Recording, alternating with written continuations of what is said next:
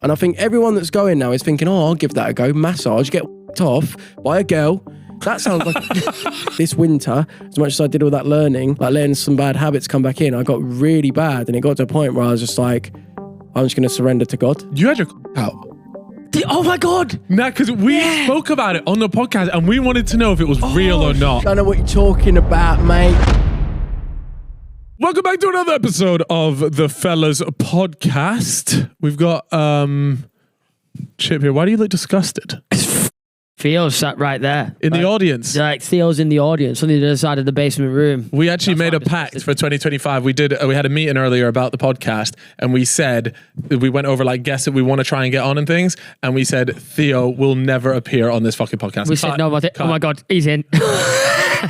That's disgusting. Yeah. Anyways, one person that we said we did absolutely want to have on the podcast is none other than the king of Bob. Anyways, it's Joe Weller. Hey! What were you going to say there? King of what? We're back. Hello, mate. Welcome, baby. It's, I think people need to know that I was just on waffling only moments ago. So that's the reason why we're wearing the same clobber. Oh, well, this is the last waffling episode as well. So, yeah. Go and watch Not it. only one outfit for me, but we're here. Exactly. Yeah. How have you been? How are things? Talk to me. And yeah, I got so much stuff I want to talk about. So I'll let you kick it off. I'm doing well, man. I think overall it's just good to be active. Like, as in working, being productive, being creative. Like, it's been, obviously I've had fun, you know, like traveling and doing whatnot, but to be actually feeling like I'm doing my job again is like fulfilling. Yeah. Well, you do. You need to tell me about this, but you make a bunch of money on Snapchat. Yes. Or that was like your main job. When I was solo traveling, it was only Snapchat, and that would earn me more than doing YouTube. Like, Really? what? Yeah. Comfortably. Because I'll be honest with you, I was thinking, how is he funding this? And occasionally you'd pop up with a brand deal, and I was like, okay. Yeah. But we've heard about like the lore of Snapchat. You're on it. You though. say Lord No. non-stop. But I see the fellas come up all the time saying. We do. Sorry, the has fellas it, have a Snapchat. But we're not on it individually. But I've been looking into it. What are we? So it's and you would just film. But I heard you have to film so much. To this, it's like if you're active, like, you know, doing something that is interesting, it's so easy because it is literally like you're basically taking snaps that people almost feel like they want to keep watching. So if it's like, right, we're heading somewhere really special today, oh my God, what's this? And it's like, as they're going, you're almost like building the momentum and the retention of them watching. Every 7 seconds, an advert is coming up for them. So you just want to keep them locked in. Yeah. And I sort of like got creative with it. And yeah, you get, you know, 10 million views. Now wait, when you say you get creative with it, that's just reminded me of one of the craziest things I saw. Maybe, was it last year or the year before? You had your cock out. Oh my God. Nah, because we spoke about it on the podcast and we wanted to know if it was real or not. Shit. And I don't think we ever found out if that was real. I think Don't know what you're talking about, No, mate. you actually got your knob out on Snapchat. I was not about I think Theo That was not creative. Right? No. That was, okay, it got fucking loads of views, but it was a total accident. I got my haircut, was going for a wee, right?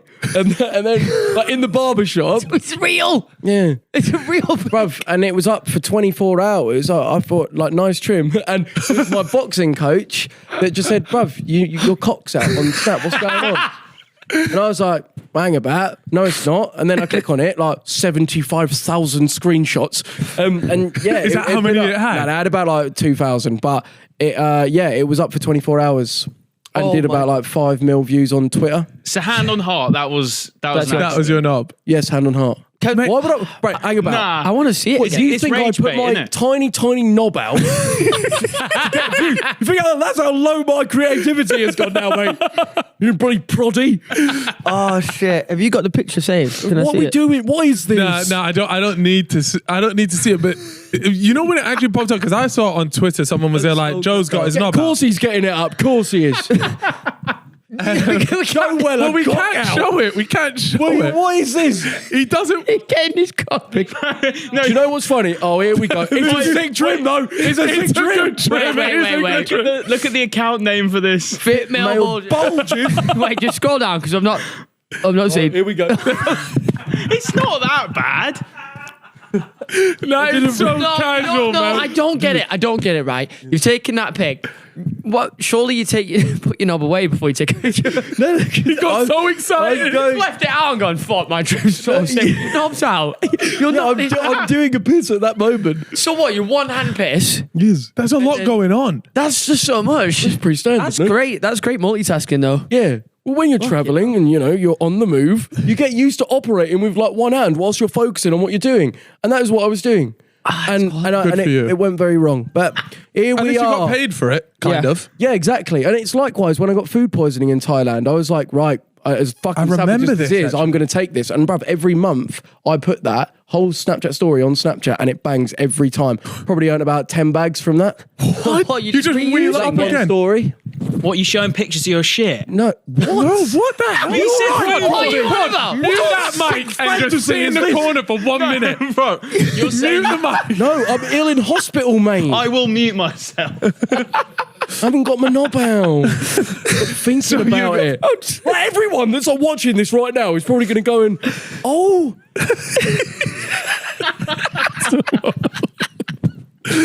Look, right. So the food boys, is that Bali belly? Is that what we're talking That about? was Thailand, Belly. Oh, right. Okay. Yeah, I got fucked by Thailand. Wait. What? Don't go there. Don't go there. Speaking of getting fucked.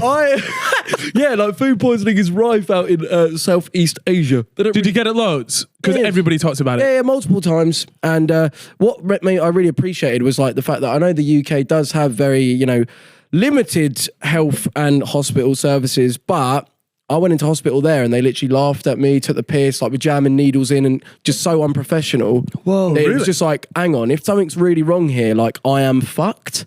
So, yeah, we do have it okay over here. So wait, they're just hell, like they're just giggling away. And Yeah, like making taking the like piss out of you. sexual comments, like it's dodgy, man. And I was literally like, it got to a point where I was like, I'm just gonna go. I was in there for a few hours and they were trying to be like, if you're going to stay here, you need to pay. And they were just trying to get me to pay. And it would have been like 80 quid a night to stay in this hospital room that had no aircon. It was 35 degrees. And they were just, it was so clear that they were just trying to generate money from this rather than actually trying to help me. And I'm not saying this is everywhere in Thailand, but that one, yeah, not a good experience. Why did you go to hospital? Not when you got food poisoning, you just I chilled. was passed out on the side of the road. Oh, fuck. Oh, is that really bad? I was managing to. I was like, can we at least get a photo of this? Then we at least write, and then it was just like I was out, and then it was like someone's there, and I'm like, I think I need ambulance, and they understood and got one. Fuck. Oh my days. So did you have loads of?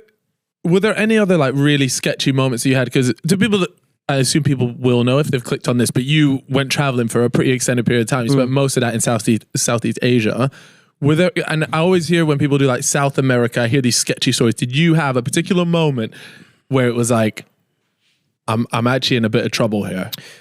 Aside from the food poisoning, obviously, getting wanked off by a bloke was probably high up.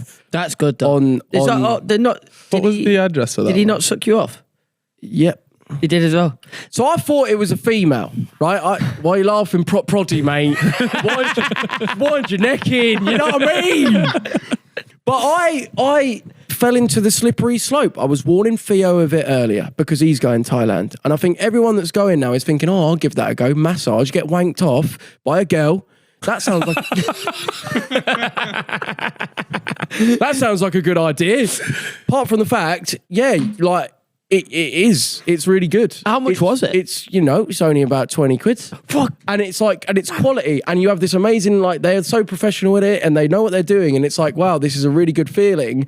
But then you don't realize how addictive that feeling can be. And then I ended up the first time I went traveling, right, let's move to a new town. It's like, right, where's the massage parlor?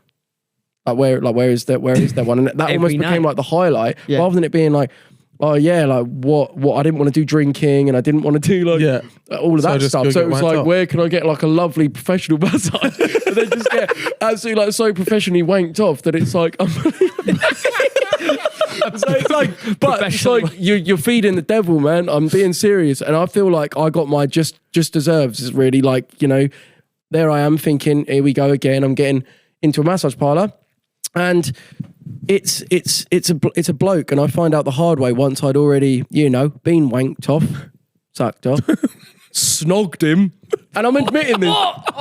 And I'm admitting this. Think about this.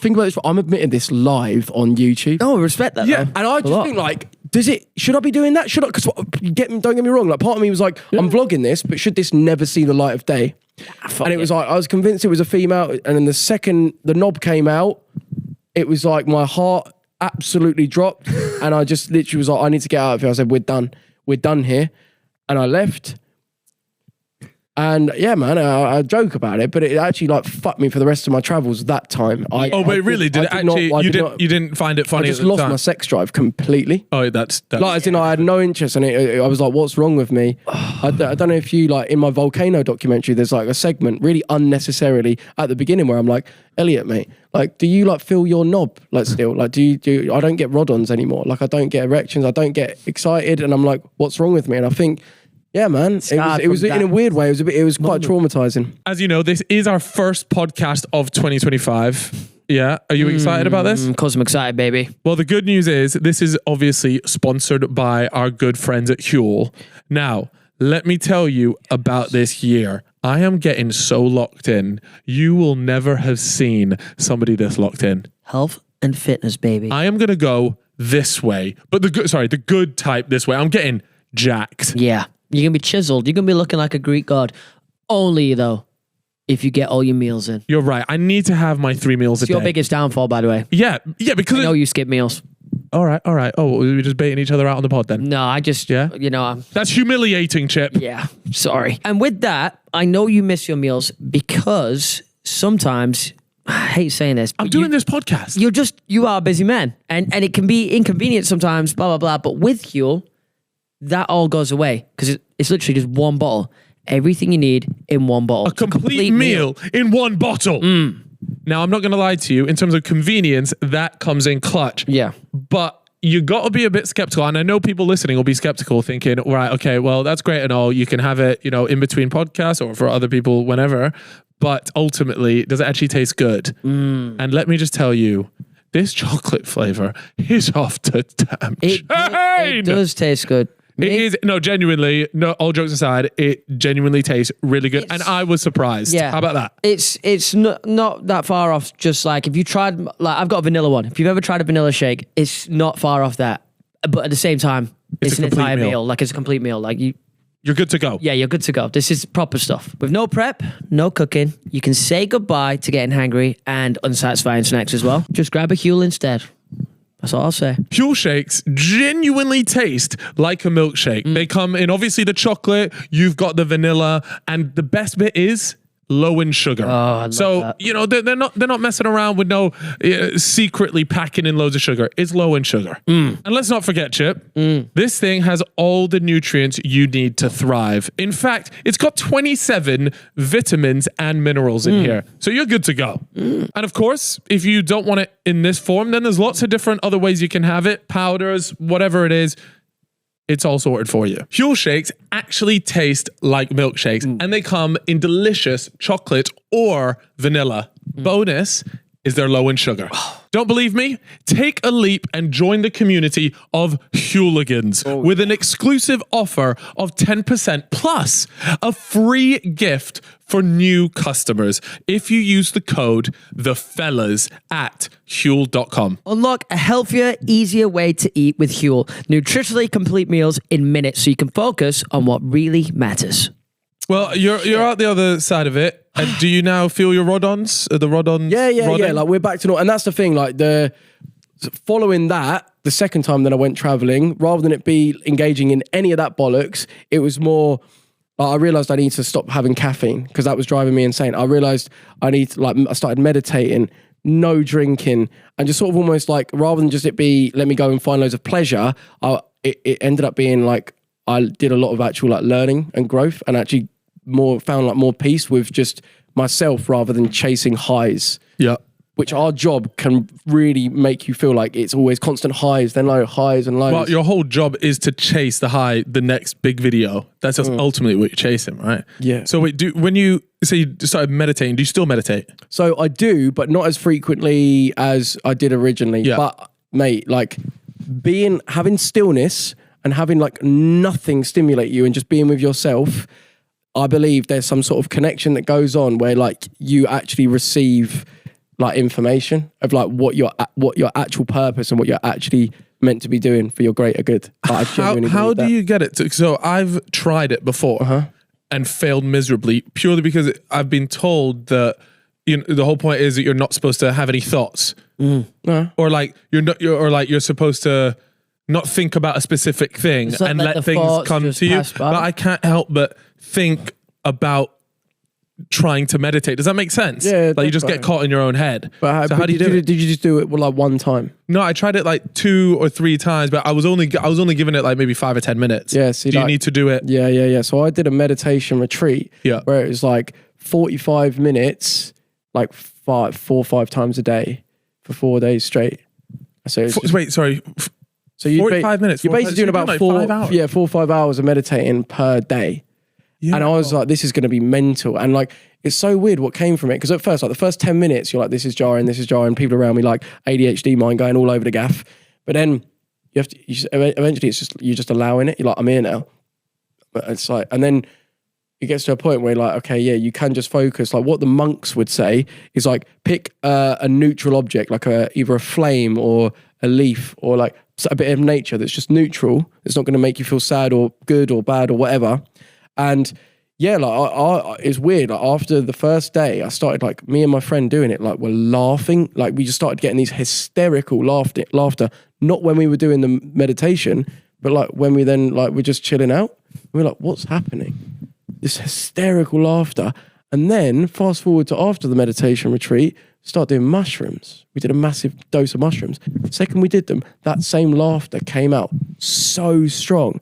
Pissing ourselves, which then turned into tears, crying our eyes out, and then boom, we leave our bodies. We both get taken and shown our past lives. I don't have this load of bollocks, and I don't know if the meditation was like sort of getting, and it made me think, do the monks just sit and meditate all day because they get closer to whatever was happening as a result of these mushrooms?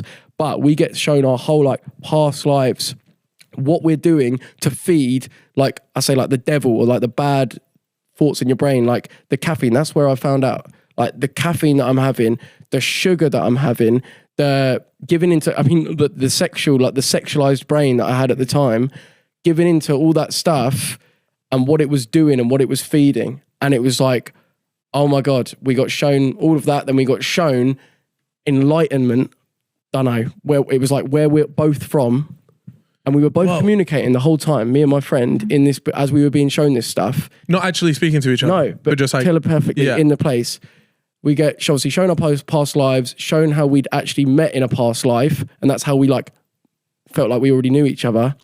And then shown enlightenment. And it's like the best place ever. I don't know if that's like heaven or what. I don't know. But it's like, that's where we're all from. We're all from. This sounds insane. And then we both, it was like, this is the best feeling, let's stay here. But then we both had the thing of, no, we've come to Earth for a reason. And we came back to our bodies and we both landed at the same time, floods of tears, looking at each other like, that just happened. That just happened. And then he recited it all to me, I recited it all to him, and it was like... That's what I was going to say. It was how like, did you know you had the same thing? Did you both just, I guess, recite it to each other? And then and it was literally... Yeah, we've written it all down. I've written like 5 pages, just like of all of it. And I go into way more, obviously, detail, but it is there. That's like the gist of it. And it's like, it's just a mushroom trip, just a mushroom trip. But it was like, he experienced it, I experienced it. And I don't know, was the laughter and the feeling that we were having overwhelming during the meditation retreat? It's almost like, did we then have that experience on the mushrooms because of all that meditating? And were we connecting to something bigger And is that what meditating does? Like when you just stop and you stop stimulating your mind, are you connecting to some sort of higher power? I don't know. Damn, that's fucking. Hell, boys. This is a good fucking like that. story, man. Yeah. And Theo laughs at me. I haven't really had the chance to speak about it on Waffling because those boys just piss themselves. Nah, but they would never take. I can imagine Well, I Theo like already with the talking about spiritual stuff. Whereas I like this kind of stuff. so you see, when you talk lot. about like the This- yeah, enlightenment this is- thing, that interests me the most because you said you don't know if everybody's like from there or maybe that's where you go to. Like you said, all these past lives, maybe that's where you go to. What did you think about? What did it look like? Like, What was the brightest white light? And It was Okay. the best feeling, and it was what it was like.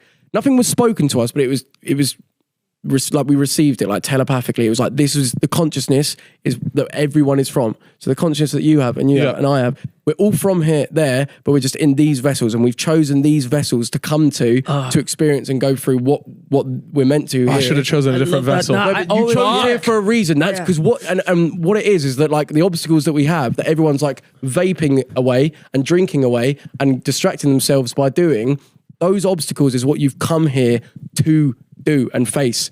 Just rather than run. Like overcome or Yeah, that is literally the whole reason. That is what we were told. That is what it was mental. And Wow. It was like, part of me is like, oh, like, what? Is it just a mushroom trip? But then I'm like, it's just, I don't know. Have you ever had something similar since? What's your experience? Well, I haven't done a mushroom trip. That's what I mean. Yeah. Have you? You No. haven't had that. I wonder if Why- it would be why? the same, or would you have something completely different? What, the same experience? Yeah, or I don't something know. I've completely never different. had any. Well, I've done mushrooms before, but I never had anything like that. I'd had like the realizations, the like getting rid of all of like the built up like belief systems that I've almost convinced myself that were so limiting. Almost like seeing like reality. I'm almost like complete clarity, but not being taken somewhere. Like, we went somewhere else. It was like we went somewhere else, and I don't know where the fuck we were taken, but it was almost like space, but not space. And I just remember getting back on bodies and going, mate, do not forget this. We went somewhere else. We can never ever forget this. And it was like, wow. Are you still in contact with that friend? yeah. Yeah, you're still. Good old close to them. Seb from Scotland. Oh, okay. What's that thing where they throw up in the jungle? That's ayahuasca. Yeah. Yeah. Yeah, I would do that. You would do that, but you haven't done I was it. gonna No, ask I you if you haven't, had. Yeah. I've heard that's like a level above that in terms of it's just like a real out of body experience, and that's really where you're shown everything. Scary though, like the people that go and do that, and it changes the trajectory of their life. Sometimes for bad, sometimes for good. No, but this is the thing. I feel like I was saying on Waffling about the awareness. I feel like that stuff. It's not that it like changes you for the best or the worst. It's like, no, you now have the awareness for what actually is. It's easy here to have like have this idea of who we are and like be comfortable with that. Like, I'm Joe. I like the color red. I like football, and I'm easy with that. That's calm. But like, if there's actually like, I don't know, more going on that if you were aware to, could you actually be doing what was actually meant for you, or going in, you know, on a path that was actually bigger and where where you're actually meant to be heading? So did you, since then, do you feel like you either found out what was quote unquote meant for you, or do you feel like you've made changes to go down a different path after that? Or did you just kind of go, that was really cool, maybe that's the case, anyways, let me keep going with what I'm doing? So definitely the stopping caffeine, stopping wanking pornography. That's the biggest fuckery. Anyone watching this right now, if you're wondering why you're not motivated, uninspired, don't know what the fuck to do, you are wanking too much or wanking at all whatsoever. That was the biggest thing. It was like that sexualized brain, bruv, that will ruin you. And I feel like because it obviously shoots your dopamine way beyond what you can naturally feel. And by real life things, even real life sex, that like you've tricked your brain into achieving what the chimpanzee part of it has come here to do, and that's just procreate. It's like you've achieved that. You've wanked like 4 times. You literally don't need to feel any. You know, you can't feel receptive to any other stuff. So it's like you said in your when you did Not November, great. he said it was like mate. So like since getting rid of that, getting rid of caffeine, basically I don't stimulate my brain with any almost like toxic things. I feel like that's now where I'm, and don't get me wrong, actually saying that, I don't know if you've seen on Waffling how I've had like certain meltdowns and going a bit dodgy. That's where I've let that stuff come back into my life a little bit. And it's like now, it's almost like now that I know and I'm so aware of how bad that is, it's like almost it affects me even worse. And I just have to have cut it all out completely. And that since doing that, I'm now sure of what I want to do career-wise. I'm now like sure of who I am, like my confidence, my like ability to be kind and just like not be bitter. And I don't know, it's just, yeah, I'd say it has had positive changes. Damn, you're like a fucking salesman, bro. We're off to Thailand. Bro, now I'm ready to cross my legs and just shut the fuck up for 10 minutes and be like, yeah, connected. So, I want to try. How long did it, like 30 minutes of meditation? Okay. Like if you would like try meditating, how long do I need to give it a go? Because you said you would do 45-minute stints. Yeah, 30 minutes a day is enough. Yeah, but like, I mean, and I'd say once you get into a role, like 10 minutes every morning. What's the process? So are you doing it with some music? Is it a guided meditation? Yeah, I listen to it. There's a YouTube channel that does a guided one. But when we did it in the meditation retreat, it was just silence, like the nature. Oh, that's nice. What, like birds? Yeah, I've got sirens going off. Yeah, I can hear people shooting up. You got me in your ear. Yeah, I can hear Chip a few doors down. What do you feel about the idea of just being with yourself, with your own thoughts? I've tried it before. I've done a bit of meditation before, and I always think to myself, I need to go back and do it because I remember it being really good for me. I really enjoyed it. I even bought this little meditation chair. It cost me 50 quid. It's so fucking shit. What does it do? It's just a little chair that's on the floor with a little back, and you just meant to sit on it with your legs crossed. Oh, okay. Got it off Amazon.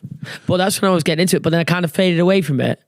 It was during 75 Hard that I was doing it, and then I never got back into it. And every now and then I'm like, need to get back into that because that was a good time. I've never done it, I've never been with my own thoughts, but it takes a few goes, so he's right. For me, it took a few times before I even felt, is this worth continuing? I was like, I'm not getting anything first few times. I was like, this is not really making sense. Am I doing something wrong? And then after a few more, you find yourself not getting better at it because there's no like... I'm sure you do though. Spectrum, but you feel... What you were saying where your thoughts are rushing through your brain when you're doing it, that's how I had. And then eventually it was a little bit calmer and it was like the thoughts would come and go just naturally. It wouldn't be holding on. It was really cool. Damn. Maybe I should give it a go. You should. I'm into like manifesting and things like that.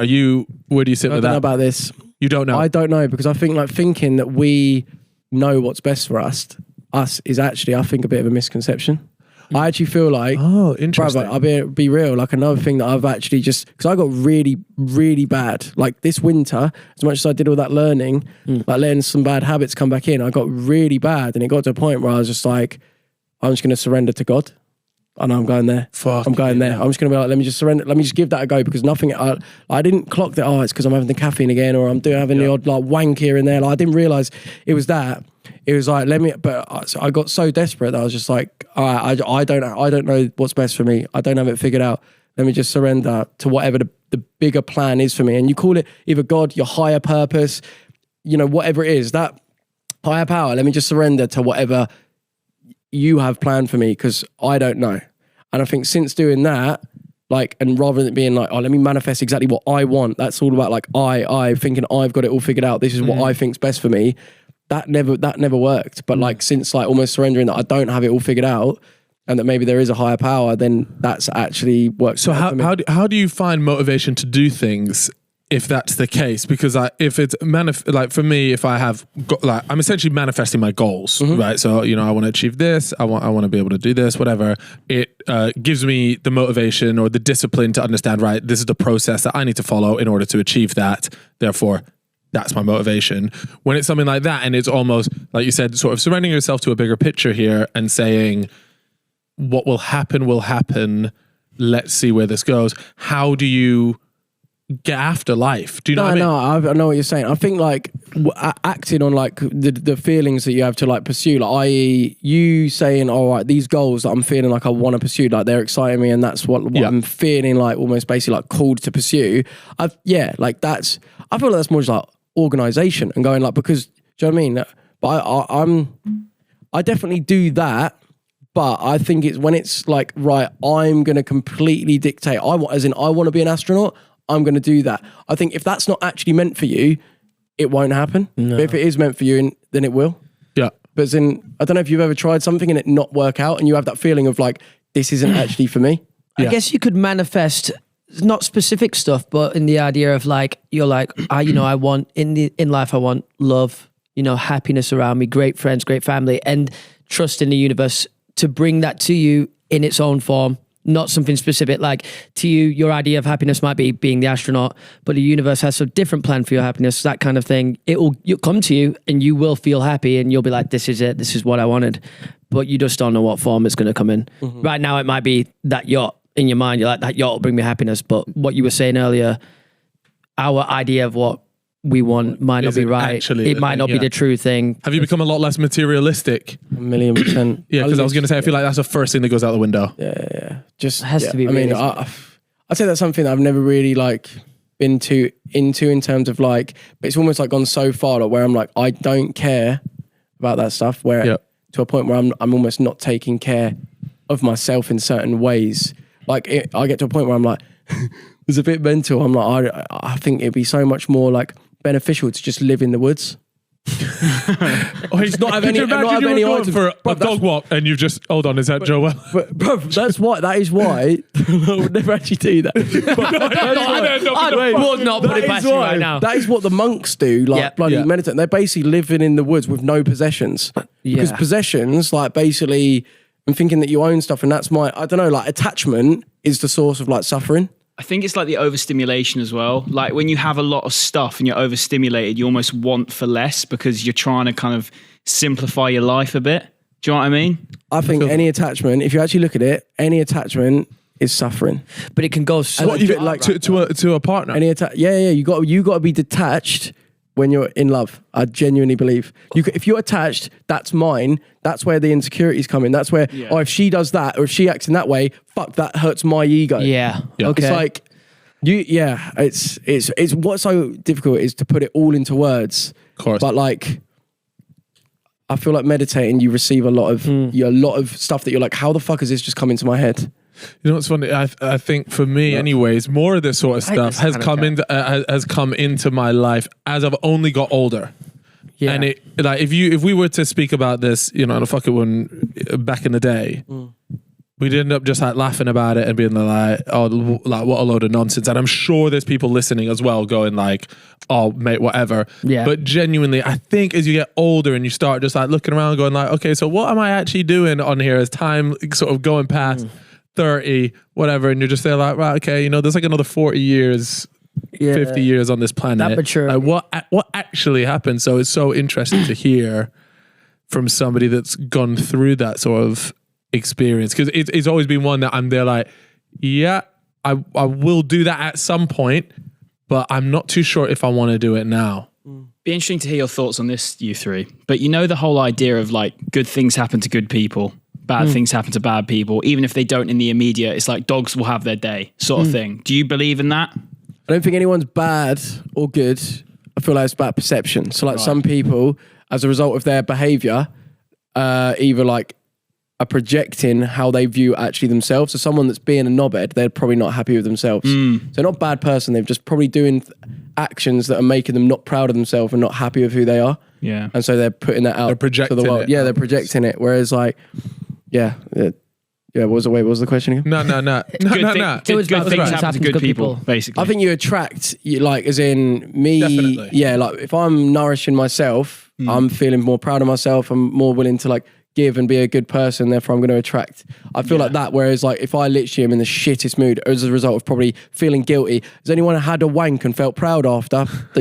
Come on now, like, feel a fucking cuck, mate. Do you know what I mean? It's the most. It just is like your like subconscious like knows you're fucking like ashamed of that shit, and it's like, oh, I'm not proud of myself. Oh, now I'm relying on this energy drink to give me energy because I'm fucking so demotivated, and that's like fake high, cheap dopamine, and it's like now you're subconsciously not proud of yourself, not feeling like, you know, that loving feeling towards yourself. You're probably now going to project that onto others. Yeah, that's like so. Yeah.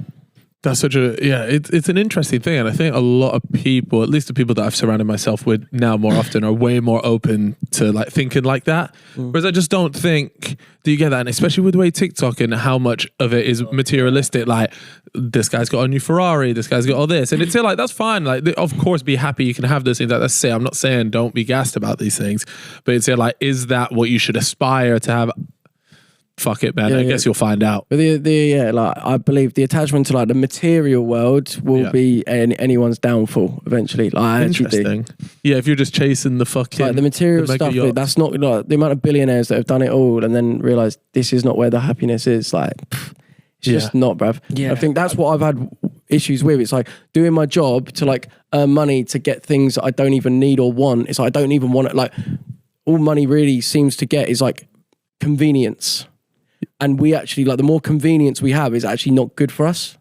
That's actually so true. Bruv, convenience kills your actual like natural like positive feelings because like if you just, I mean, it's simple and this is something that like most people can access. Like wake up in the morning, go in the fridge.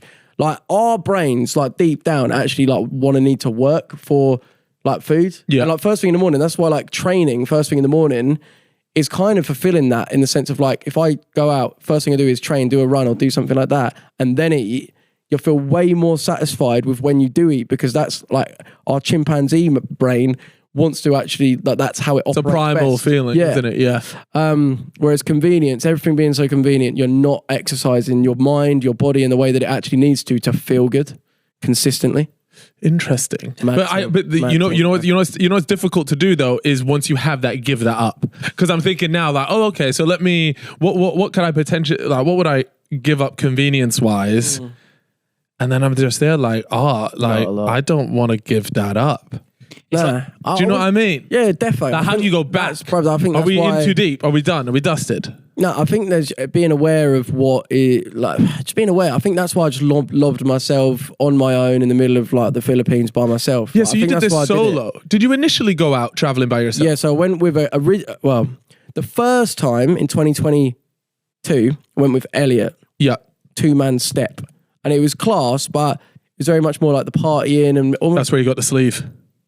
The original sleeve. No. The original sleeve was like 2018. Where was Never that? fight. That was Bali. Okay, yeah. Yeah, no. Well, that you need was- to. oh, that was- so yeah, what we're happened going with to that? Yeah.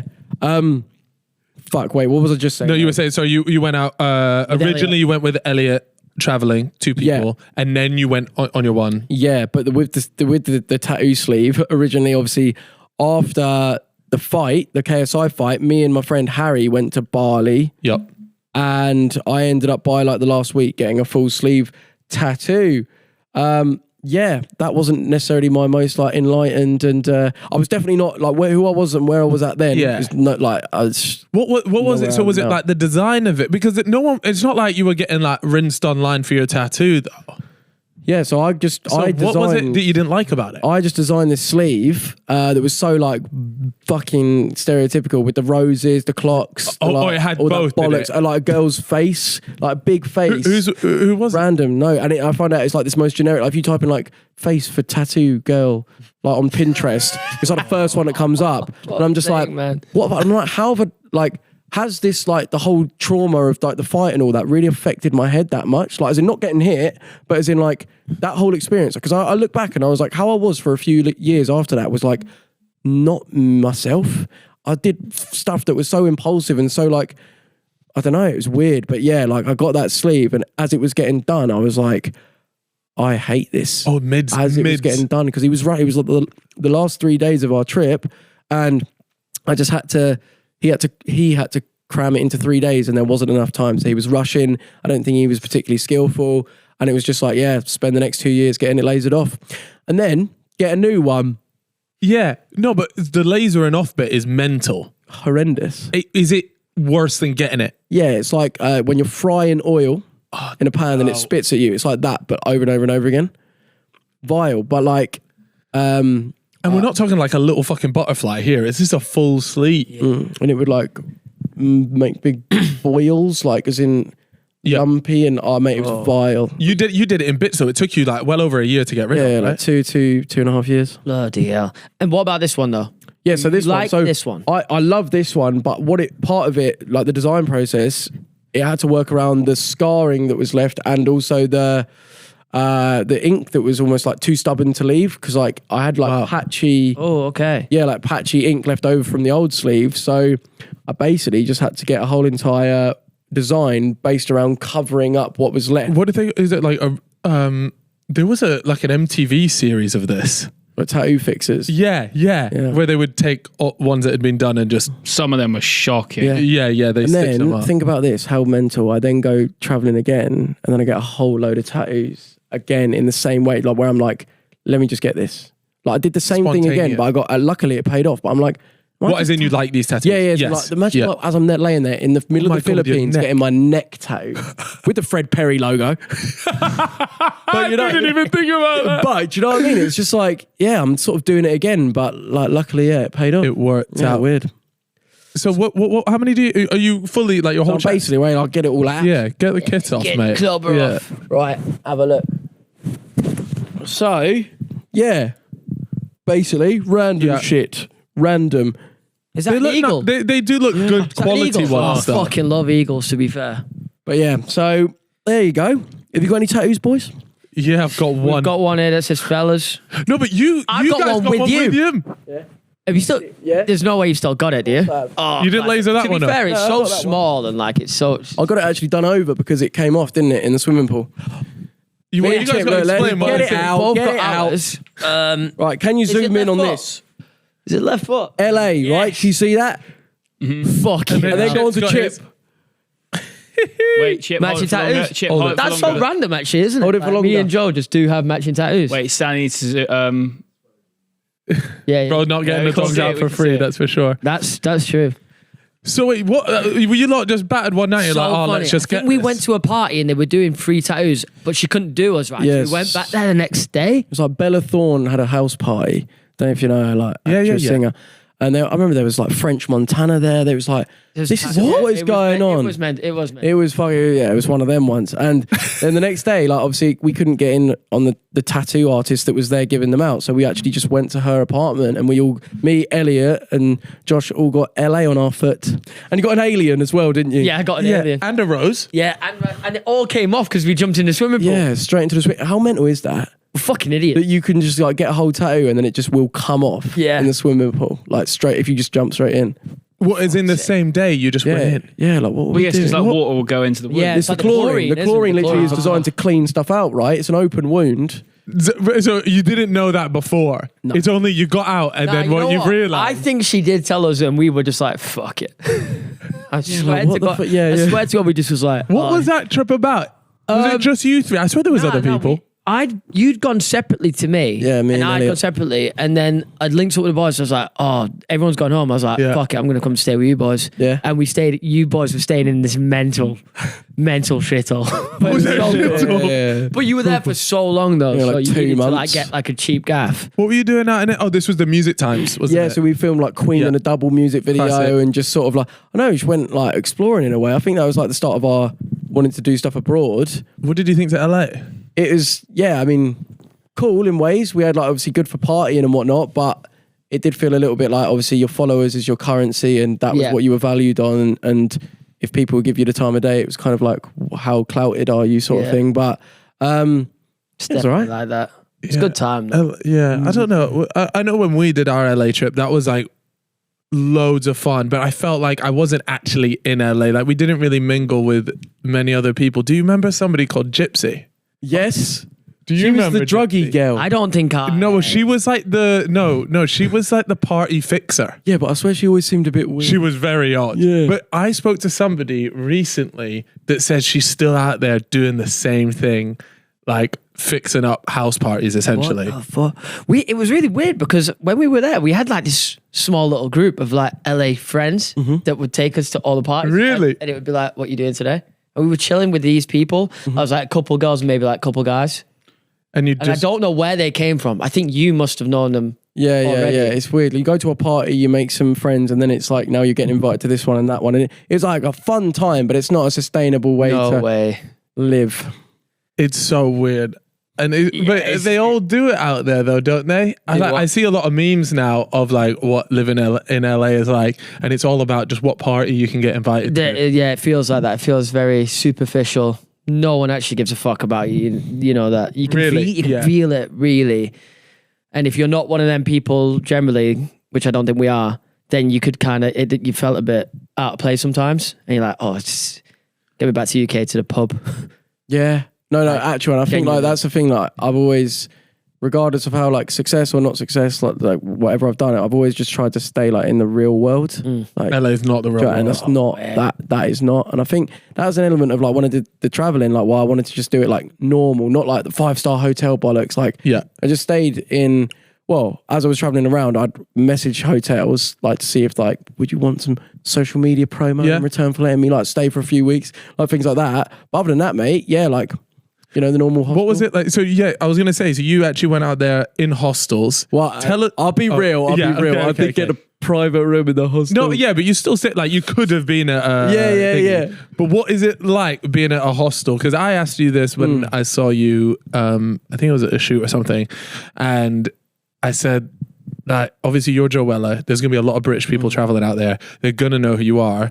Does that not put you on edge? Nah. But you said it was class. Mate, it was more ideal because obviously making friends, like some of the biggest, like, well, worries for people traveling on their own is like, meeting someone for the first time. But it's almost like I've got these like little friends that, you know, all over the world. That's what it kind of felt like people that already were familiar with me, where that ice was already broken. It was, Joe Weller.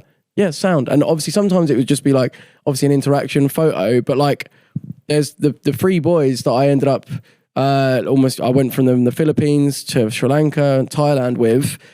2 of them were fans. Yeah. One of them not, but that was at a hostel where it was just like playing pool and just fucking about, doing karaoke, like just silly, stupid shit. Yeah. And then you end up just like having a laugh and then just one thing leads to another. Hostel's just one big sex party? I think a little bit, and I think everyone just says, the game, obviously in the shared dorms, like everyone just sort of accepts if people are shagging, they're shagging. Yeah, so is that apparently some people get livid. I have a story of like this Aussie dude that like literally dropped the used condom down. He was on the top bunk and dropped it down, just landed on the person underneath. And it was just like, like it can be a bit, but I think if you're traveling in that way, like you're very much over the whole like complete hygiene, complete like you've accepted what you start one with things. Is I think more of a like thing in Thailand hostels? Because I reckon I've stayed in like 30 and I've never once heard someone shag in a shared dorm. Really? Yeah, and like Bali, where are you staying? Bali, Indonesia, then in Europe as well. You never heard any porking. That would be tough getting to sleep and it's just people rattling away next to you. But people in Thailand are feral though, aren't they? Everyone's you never go for the shared ones where it's like one room with like private. Well, I just can't really get to sleep in the presence of other living beings. This is another weird one. I don't know if that's like ADHD or what, but like I can't not feel the energy of whoever I'm around. You think I'm mental. I know. But it's like if the dog is in the room, I like know that it's like I can feel it keeps me awake. Like sleeping next to it, or even in the shared dorms, I feel it's like really busy in my mind, and like I feel it all, and I can't sleep. I don't know, it's weird. I can back that to be fair. I don't like sharing rooms. It's not. I mean, in an ideal world, I think you just struggle to sleep, and especially if you're at it every day. Like you need to just get your rest. Otherwise, you're just going to wake up in a grumpy mood. I'd have a fucking shocker. So tired though, you just fall asleep. But obviously not in your. So what do most people do? Like when they're out there, that sounds so stupid. Like, you maybe go and see something.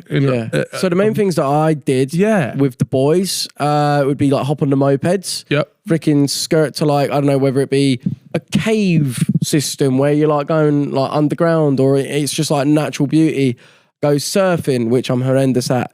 Just find the different spots that are normally just based around like beautiful nature, whether it be waterfalls, seeing certain animals. And you're doing it in like 1 week stints and then moving, or did you ever get to one place? Because I know for a fact you are, or maybe you were, a holiday romance guy. I know what you're like. To go there without you and you're not fine. Bro, he's that guy. So this must have been like a trap. This was way back in the day. I'm talking way back in the day. Way back in the day. But you must have done. Yeah. So I didn't get stuck in one location because of anyone else or a female or anything. But you would stay in locations that, you're like, this is unreal. And accidentally, now I'm here for 2 months. 2 months you would stay in one gap. But then Sri Lanka, when you went round in the tuk-tuks, I did that. Should have fucking filmed it. But like, mate, we went around the whole entire country driving our own tuk-tuks. Was it good? Or is Chip waffling about? It took 30 days. I'd say the fun. 30 days road trip on a tuk-tuk. Yeah. You were complaining about 4. That's You quality. did 4 fucking days. It's not 4. It was 10. All right, 10, whatever. Yeah, we did the whole. We had a visa for 30 days and we used up all of it. Just going around the whole gaff, and it was wicked. I'd say the best part was driving the tuk-tuk, which, by the way, someone has defo just made in their shed one day and then it's multiplied because it doesn't operate like a car or anything. Yeah. It's fucking Oh, the roads though. And the roads are wild. The buses, right? So you have the government buses and then like the private ones, and they're competing against each other for earning money. So they fucking leather it down. They don't care what they hit. Animals, people, car. They just go. So dangerous, but you just have to get out of their way. Yeah. That's what we found. You just have to get out of their way. They won't stop. What was your favourite place to go to then? Philippines, because it was just like naturally the most beautiful place and not overly like commercialized. Yet. So after this pod, you fucked Well, Thailand is fucking like basically Benidorm in like some places. Like it really is like so many English people and stuff. no, but it's in like what they think is what they think that people want. They like the fucking really over the top. You know what Benidorm's like a strip. like? Yeah, like a strip, but it's like really, fish bowls. So they've done fucking fish bowl, mate. It is like that. Whereas Philippines is more untouched, and the entertainment and the fun stuff is what they do for the locals, not just purely aimed at like a certain demographic of tourists. So yeah, Philippines, beautiful. Was Siargao Island, the best one. Did you ever do any? I got my neck tattoo. No. Did that not interest you? Because I did free diving, so that's where you hold your breath and dive down. That's mad, by the way. And I was like, swimming like with turtles. It's actually just like mental, like the situations. But I find going down, you're like, if you can't release the pressure, and you get that with scuba diving as well, like you'll explode. Yeah. So I'm just, and I can't release it very well. So I just the free diving, you can just drive. You can go back up. Because I want to do a diving trip to the Philippines. Oi, class. Yeah, I love diving, but don't swim with the whale sharks. Why is that? Because, well, there's an area where they advertise it, and it's just like it's not just you, it's they're taking boats and boats and boats out, keeping these sharks, feeding them constantly throughout the whole day, unnatural amounts of food, and they're just now not doing what they should do as a natural, they're basically They've been baited in. glorified zoo animals, like, don't do that shit. That's Oh, that's good to know, actually. Yeah. Also, some of the elephant places are fucked. Bro, as it's well. horrendous, man. Yeah, like, awful. as in, we found some like actual sanctuaries, like some like there's so many that are labeled as sanctuaries, but they're still just glorified zoos. And you see elephants that are tied up and they're clearly in distress, and it's just like, I went to one that was labeled exactly that as like a sanctuary. I get there and they were like, oh yeah, including your thing, like you can go in the water with them and like bathe with them and shit like that. I look, this fucking geezer's got a stabbing like hook and he's just stabbing this elephant to make it move. Yeah. And you could see on its back, it's got loads of scars. It's just so fucked up. That's what I'm saying. I'm like, anything like that, like with the tigers or anything, I'd just be like, do not go to that shit. Yeah. Like, just don't. Stay away from it. Yeah. Did you hear any horror stories on your... Only people like actual getting murked by moped crashes. Was that the main thing? Because people get a bit cocky, I'm not going to wear my helmet. Like the locals aren't wearing a helmet. Let's just go. And then like the roads out in like Thailand, Bali, etc. Like every day you're hearing of a horror crash. Luckily, I was never involved in anything like that. But yeah, it's every day. Yeah, because and they have a festival, in Thailand called Songkran, which is the water festival, which is like apparently like washing away like the spirits, and it's like New Year sort of thing. And they're like, as you're driving along, they absolutely leather you with like water guns and water. Every year, hundreds of people just die on the roads because part of their festival is just throwing water. Like you're meant to allow people to throw water over you because they're cleansing you. Yeah. But there's no rules with it though. And they don't really police it at all. It's just everyone is getting clarted with water on the roads. And it's just like loads of crashes. And it does make me like, you do start to appreciate like alongside like the food poisoning and etc. like the safety that we have in this country is actually like a rarity. Like out in these other areas of the world, like it's very like Wild West. And it's like every man for themselves. Is that not quite a bit of the appeal though? Yeah, until like you die. Yeah, obviously. But like it is just like, yeah, I'd say there is elements that I did come back and think, fucking hell, like I really do appreciate the UK. Like it's not just, oh, out there's amazing and here is shit. It's like there are elements that make you appreciate. So do you think you're going to go back out there and do more traveling out in those ways? I think it would be good to do South America. Obviously, like I was going to say to you, I speak Spanish, so it's like to utilize that and wangle my way in like areas that maybe tourists might not be able to. You ever watch Kurt Kaz? Yes. He's good. So fucking the thing mate, you need to link up with him. We tried to get him on the pod, and he said he would do it next time he's in the UK. That was fucking years ago. Mate, you and him out in South America. This is the thing. Like I think he is so obviously like. So his videos are really interesting, but it obviously revolves around girls a lot. Yeah, fair. I'm in a relationship, so it's like I wouldn't, you know what I mean? And I feel taking his concept, making it a little bit more edited up, a little bit more like, you know, a YouTube video. Yeah, a YouTube video. But that concept of delving into just the real parts of countries, that's exactly what I want to do. People want to see that shit as well, because you can't see that anywhere else, really. You're not going to go there yourself with a family of 5, are you? And be like, all right, I'm going to the favelas today. Yeah. No. You should, because you could even potentially time it around like when they've got particular, maybe it's festivals. Like, you know, you've got the Day of the Dead in Mexico. Yeah. Mate, so this ski trip vlog that I've just done. Yes. This is like the first formula, using the formula that I want to keep putting in. So I reached out to that festival and said, if I make a YouTube vid, will you like fly me and my mate out? And like they covered everything. Like we didn't pay a penny. I got a brand deal to then sponsor it, Revolut, and just vlogged the whole thing. And it wasn't just the festival. It was then just like the interactions and the seeing the actual area. And I'm like, if I could just keep doing that, like you say, like find festivals where like companies want to, you know, advertise, fly me out. So there's no cost essentially. And then make the videos, get them sponsored, It's just like, that is a formula that I can just keep doing over and over again. And obviously not everyone will be sponsored and not everyone will be paid. Because I was going to say, I wonder, because I would imagine as well, there'll be some bits where if it's out in like a street festival type thing, you're going to want to show maybe a bit more of the dark side. Yeah. Because that's what people want to watch. I just wonder if the festival would want that. Do you see what I mean? Yeah. Or if you just said to him, look, I'm going to capture what I capture. Yeah. No, I did have an incident in like the recent ski trip vlog where some dickhead in the crowd just like punched me. Or like he was being a dickhead. Like some geezer, the geezer that we were with was trying to get to his wife and in the crowd. And I was at the back. And it was just, he started pushing like the geezer and be like, what the fuck are you doing? Like just walking through the crowd. And he saw that it was me. And instead of that being a sort of like, oh, okay, like he knew it was me and it was like, okay, it's calm.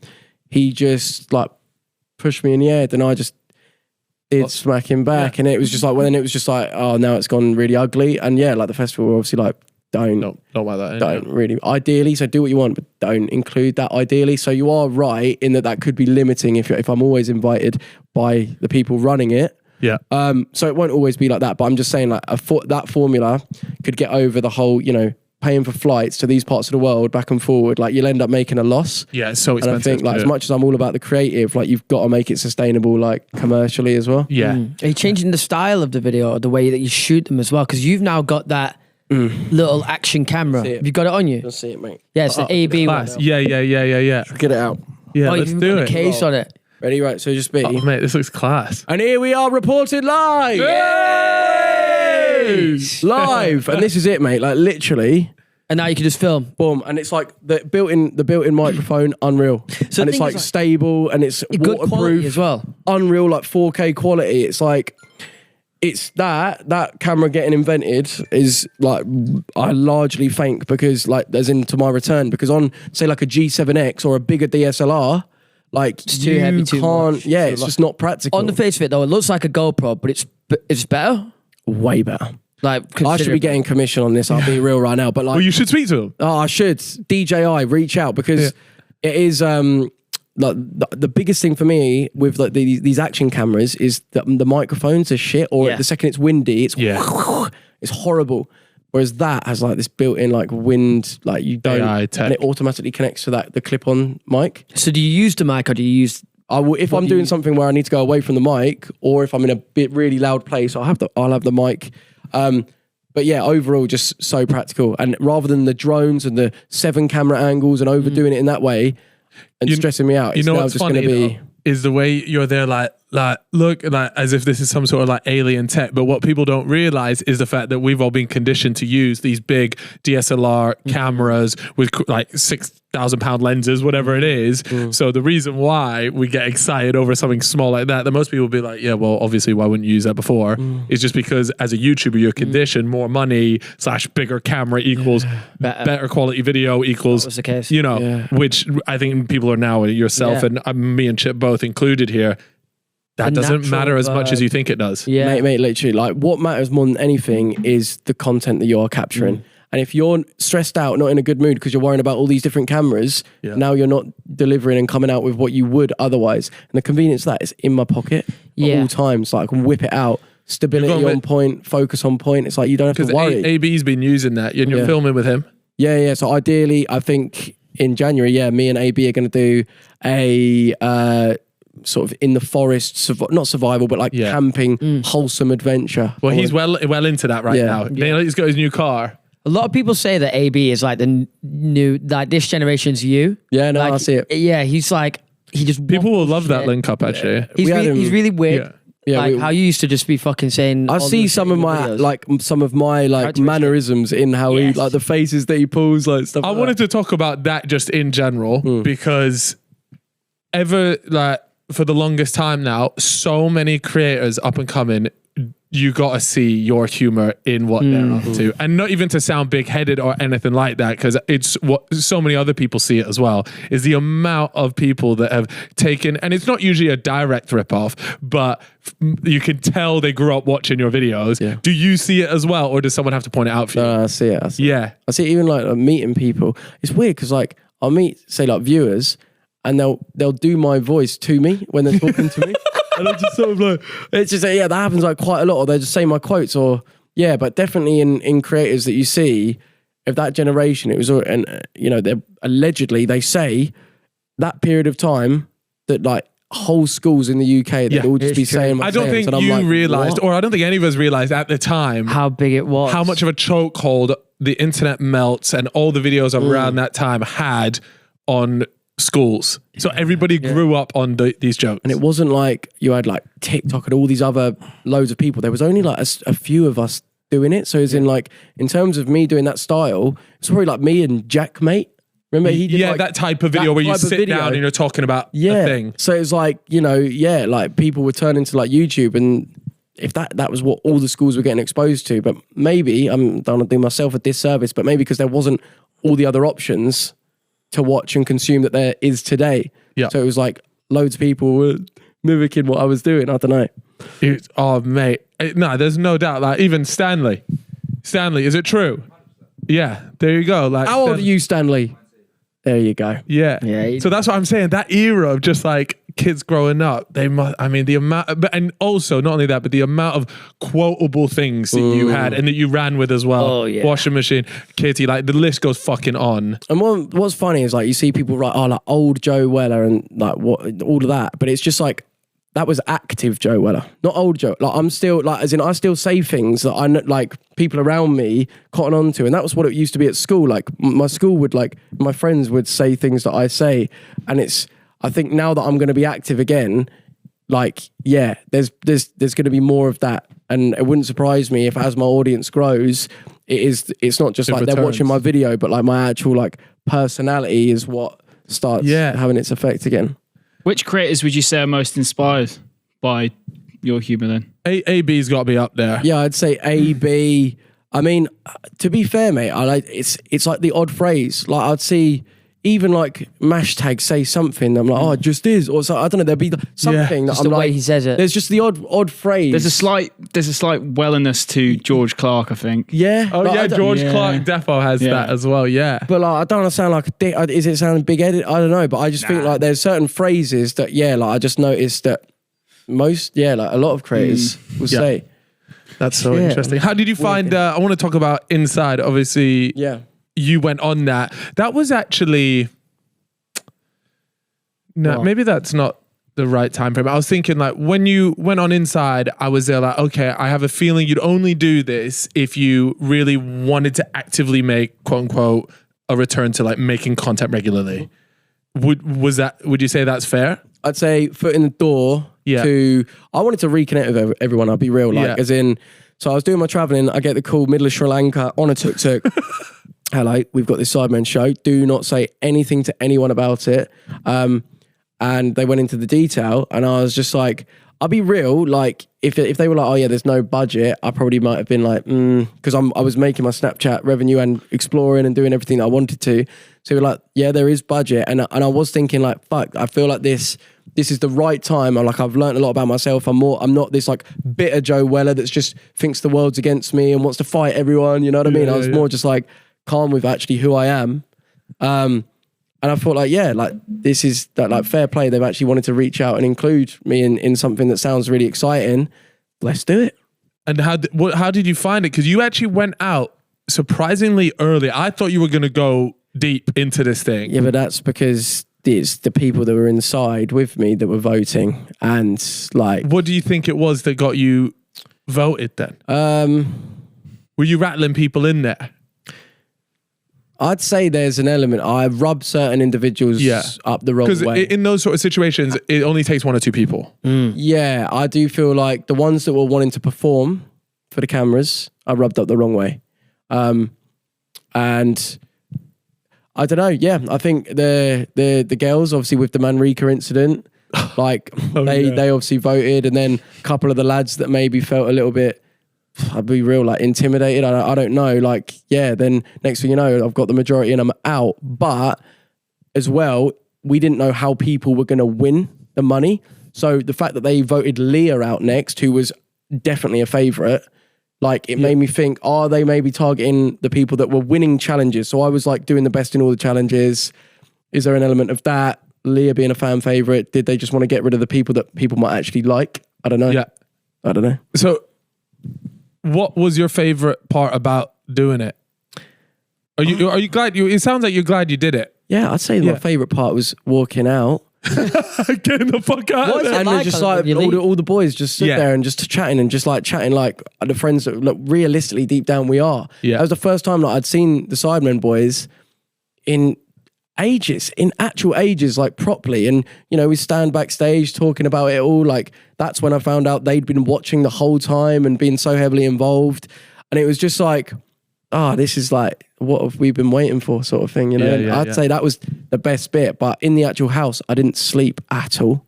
Again, it's the shared room. Oh, yeah. And also the lights probably went, if you took these two bright lights off, that's as dark as the room went at night.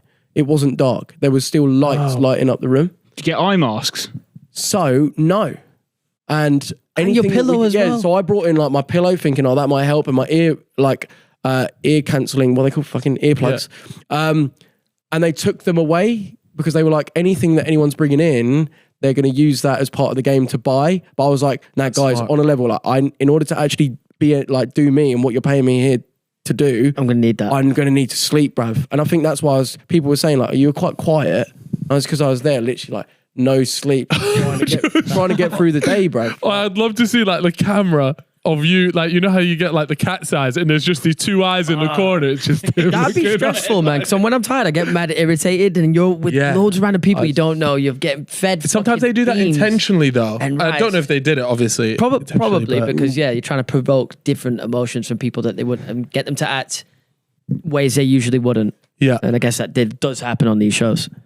How did you think of how I responded to the situation when it all kicked off? This is how I know my brain is fucking fried, by the way, because I've watched the whole thing and I can barely remember like any of it. It's not that long ago, and I watched the whole thing. Yeah, I couldn't even tell you. I mean, you done. I thought you did well. I was there. I was watching it. I was there like, it's so difficult, and not only that, I always tried to put myself in the shoes of, like you said, it's almost like you've been mentally tortured for a few days because you're stuck in this room. Like you said, you're probably not getting much sleep as well. So to be able to handle it and still be a character as well, in the sense that be funny, and you know, when the camera in the diary room, like that was fucking hilarious. So it's like, to still be able to do that, I think people don't realize how difficult that is. Well, it's because obviously a lot of people were like, old Weller would have like roasted her there and then. Yeah. And like bit to it and just gone fucking, gone crazy. But you did still have a bit of a reaction to it. Yeah. Like part of me was like, I didn't want to bite to it there and then and show, because obviously right now you're trying to get a reaction. Yeah. And I'm just not going to give any of that. But then, yeah, I just find it, What would mental. this current Joe Weller, how would you react to it now? Do you think it would be different than how it was on the show? Think you'd handle it in a different way? I don't know because Or do you think you handled it I in don't the think right that way? whole biting and getting angry and just losing my head. That's not my approach to things Yeah, I now. And I don't- think like as much as that's entertaining, You don't want to do that. it's not That's fun. all. It's that's me. Like that's not Yeah. fun. Like that whole like fucking, when I'm wearing the orange t-shirt at the KSI first Misfits. Yeah. That's like I hate seeing that shit. Like it's always on TikTok, and I'm like, me then was me like just so my ego, I was bitter, like all of the things that like I don't want to be, like that all got displayed on that day.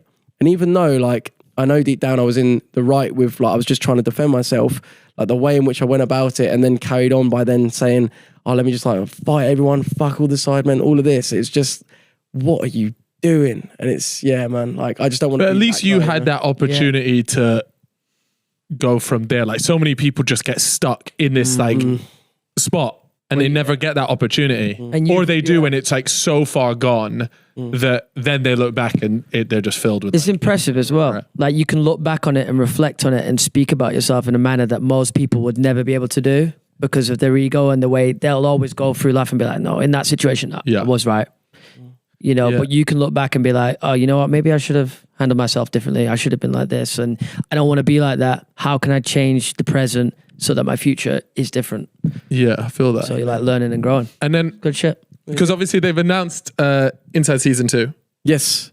What things would you change for that? I know, I don't know if it's being filmed. It's already been filmed. I was meant to work on it, and last minute okay. it got changed. But Okay. What would you change about it as a contestant that's been on there? Yeah. How would you make it better? so I would make it go completely dark at night. Nah, fuck them. They need to go. first through one. No, it. it needs to just let them sleep because it would be funnier. And then I would say there's got to be public interaction, voting. Like, they can't just be the people in the house, because if you get a little click, but it's like the click of dickheads that are just trying to like play up to the camera and be wankers the whole time. If Hypothetically, if that were to happen. Hypothetically, mate. If that were to happen. If that actually was the case, then yeah, you just end up losing people that maybe the viewers actually wanted to watch. I will be real, like, Yeah. I think, and then the Public interaction for sure. yeah, because then the people that get to the final may be like actually not the deserved winners or finalists, and yeah. I know. I do think I would like to see like a live, or like do Big Brother do it? It's like a day delay or something like that. But then the eviction night is always live. Live, yeah. So you could do it. yeah. Yeah. There's They plan it nicely. Like Love Island's kind of the same as well. Surely, just basically employing Love Island's team when they're not in job Yeah. that run the voting system and all of that. It's like, I think that's got to be where they would take it. And then getting the challenges to be a little bit more intense. I found like, I mean, I don't know, I eat fucking, I don't know, piranhas and shit. So I don't know. But like, I found it was, having like a spider on your arm, I thought that was a bit tame. But then for some people, that may be their worst nightmare. So I don't know. Maybe I don't speak for the masses. Yeah. But I think, taking the challenges up a level. Yeah. Fair. Yeah, I'd like to see that as well. I think the challenges could have definitely been a bit more savage, but at the same time, I wonder if it just because it's the first season, they're like, let's just figure out, and let's just not fuck anything up here. Yeah. I do. remember. Speaking of like those sort of challenges, would you go on like I'm a Celeb? Nah. Oh, Why? No, sorry, fair. not about the challenges. So just in terms of, I have no desire to be on like TV in front of that thing. Like, I love my setup as it is. Yes. I like to make the videos that I like to make. I love to come on here with my best mate, chat absolute waffle, and then crack on my day, head off to the darts later. Brilliant. I feel like once you start doing stuff like that, you're subjected to a whole lot of shit, a lot of dark get shit a that lot I of don't criticism need. when you go on those kind of programs, and I That's what don't was saying know. on waffling earlier. Make sure you watch it. You got tasty. Yeah, it was fucking But class. we saying about like aiming for like as big as you can possibly get, like Hollywood level, or making films, going on primetime TV is amazing. But does that come with like losing your freedom in certain ways? Does that come with, now you've got, if you're on prime time, you can't now act in a way that is not It's true to you, appropriate, yeah. because like, I mean, I just think I go on I'm a Celeb, boom, Balotelli's video is going to be everywhere. Yeah. Like of something course. like that. Do you know what I mean? And It's they'll like, use that against you, even though Yeah, it's yeah, not yeah, you. and You'd then probably or get whatnot, booted or off you for it, I didn't- reckon. yeah, do you know what I mean? Like day one, and then it's just like, what, you know what I mean? I feel Like like Jack Maynard. most YouTubers, there's going to be something. Mate, of course. So it's just Everybody's like- made mistakes. That's the whole point. So it's like rather than trying to get to the biggest heights, like having your audience, your like protocol, Your how you people. like, your people, and doing what you want to do. I think, like that is an AB. I think when AB said that to me, I was like, you know, I asked him on Waffling. I said, what is your aim? How big do you want to get? And he said, I don't really care about like getting the biggest views. It's just, I want that audience that I have to be with me till I'm like 60, 70 and be us have gone through everything together. And it's just like, and it may, you know, maybe 100,000, but like that is going to be valuable rather than just like loads of numbers that are just casual. Like, I feel like you can own and build your life around that. Whereas if you go down that other route, they own your life and they create you how you are. Like even for JJ, for example, like obviously hyper successful, super driven, but people go, oh, like obviously you'd want to be living JJ's life. I don't. Like I know I don't want to live that life because he's subject to so much people and he does an incredible job of dealing with it. But that's not for me. Like, you know, the fact that he can't go down to Tesco and just go get some food and then come back without getting fucking hounded, like that doesn't appeal to me. do you know if he's got anything like we were saying, like the autism or anything like that?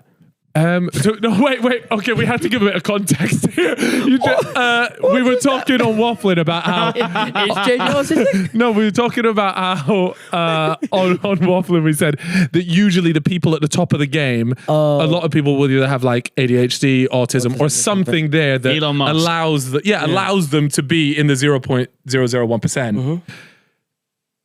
I don't know. I actually don't know. Like because of how successful he is, I would assume so.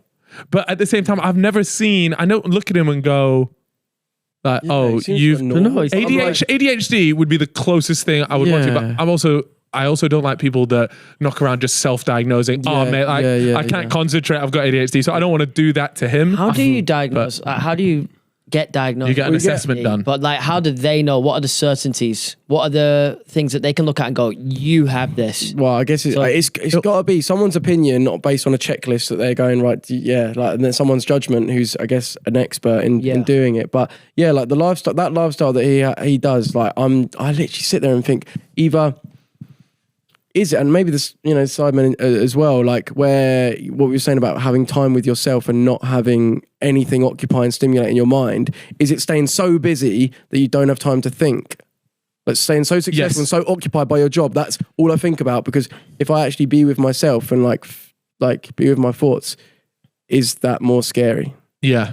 No, I think absolutely, at least for me, I do that a lot, and I'm nowhere near that level. But I know if I just stay busy, then I don't have to think about the other bits, which I know is a good thing and also a really bad thing, because eventually it gets to a point where you got to figure out whatever that is. Yeah, I think if I sit there with my own thoughts, I know for a guarantee if I'm not doing something, then eventually I'll start thinking about bad things or things from the past or worries about the future. It will come in some way or form. Yeah, and I think that's the issue I have. I'm like, am I just like not busy enough, not occupied enough, so my brain's inventing problems to like worry about? Or is it that like, if you like you're distracting, if you are doing these things, you're distracting yourself from like actually being aware to things that maybe you should actually focus on? I don't know, but yeah, it's all a for us to figure out. Mystery, mate. Where is Fella's Mysteries gone, by the way? Oh, I know. Look, we just didn't have the time for it. I fucking love that show. But it's very time consuming because you've got to get the details of the show right.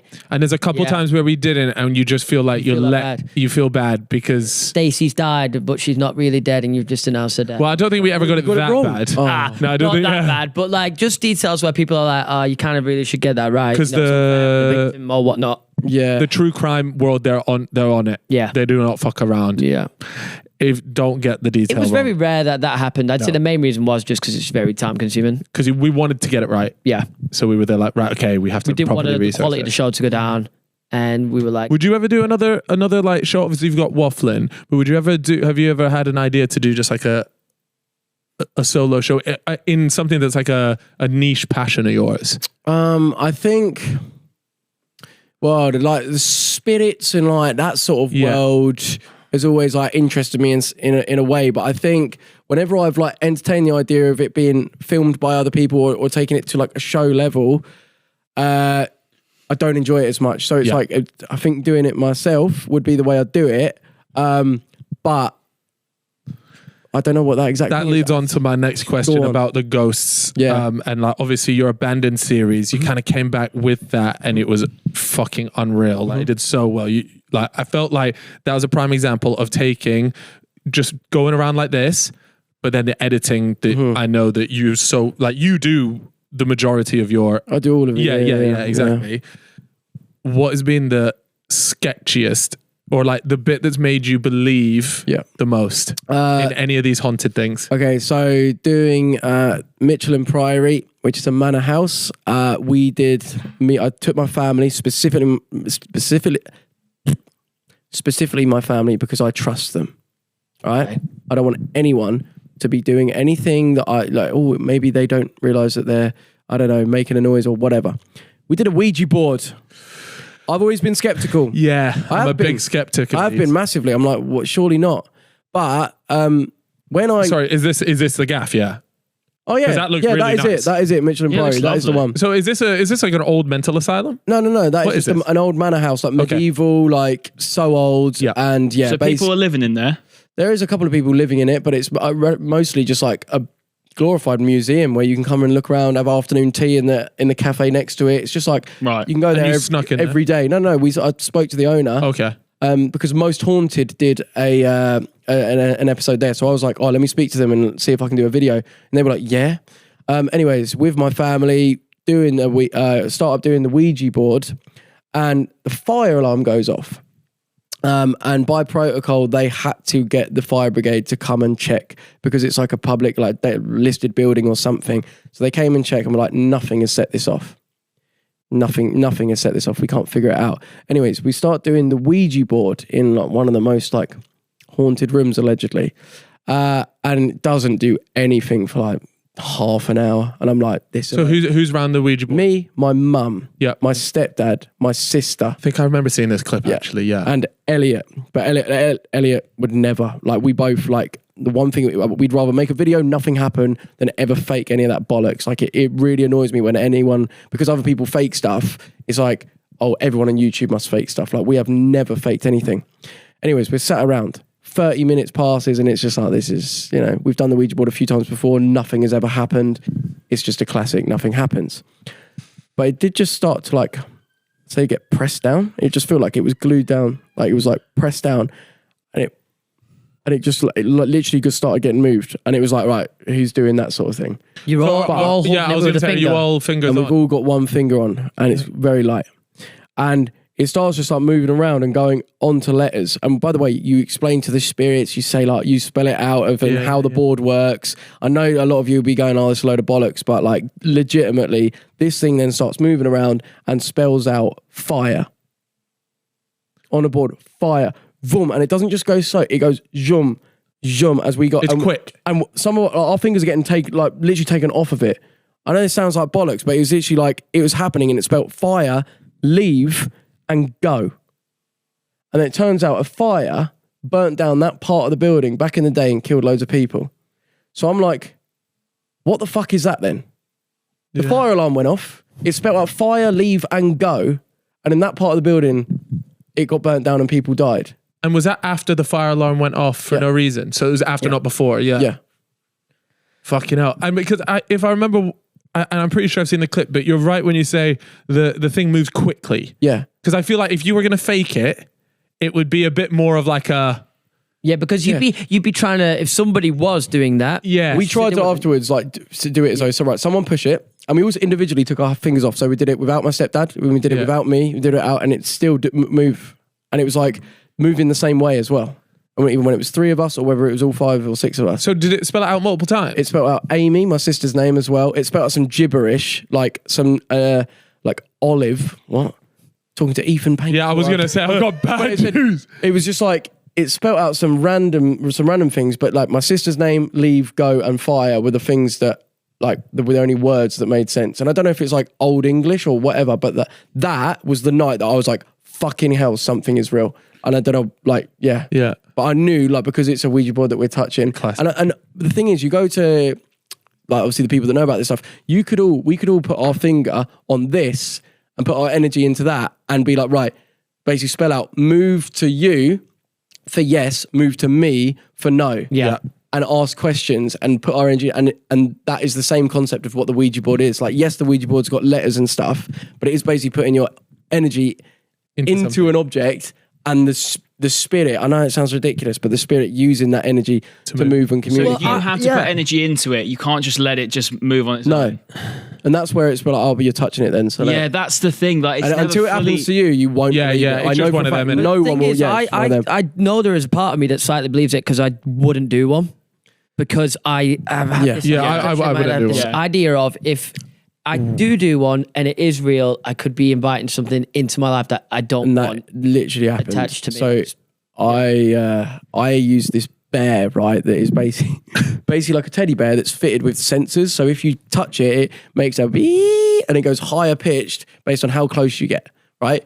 And we went to one like abandoned, haunted place and left it in the room, did all the calling out, explaining like for the spirit to come and grab it, left GoPros on it for like 3 hours, like 45 minutes in, it gets squeezed, as in like it goes up in pitch high and then like low. So like as though it's been grabbed and moved away.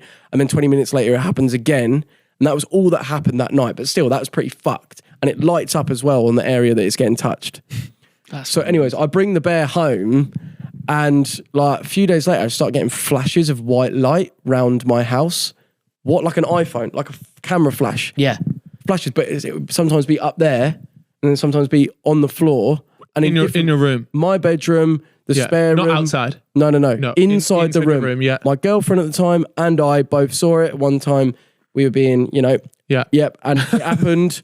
And then it happened. We stopped and we look ahead. That time it happened at the side of the bed. This time it happened in front of us. Elliot runs in. He was staying in the other room. He runs in like, I've just seen something in my room. And it's just like, what is that? And then one time it was blue light. And it was white light and blue light. And it's like, it's not a ghost or what the fuck is that? But it kept happening all around the top floor of my house. And obviously that's the bear. I had it on the windowsill. And I don't know if I brought something to my house. Did you get rid of the bear? Fucking got rid of it. Sold the house. Fuck off. Sold your gaff after that? I couldn't stay there, bruv. Thinking that the thing is, bruv, the reason why those videos, I do them is because it actually scares me. And I'm actually scared of that shit. I believe in that shit. Well, I'm open to it. I'm not like I believe in it, therefore I make it happen. It's like I'm open, but it scares the fucking shit out of me. And the idea that I've brought something to my house and it's like, I don't know, watching me or so, I don't even know, but it was like that. I sold the place. So you'd seen the flashes, you got rid of Teddy Bear, and did you still see the flashes after that or not? Once you got rid of the bear?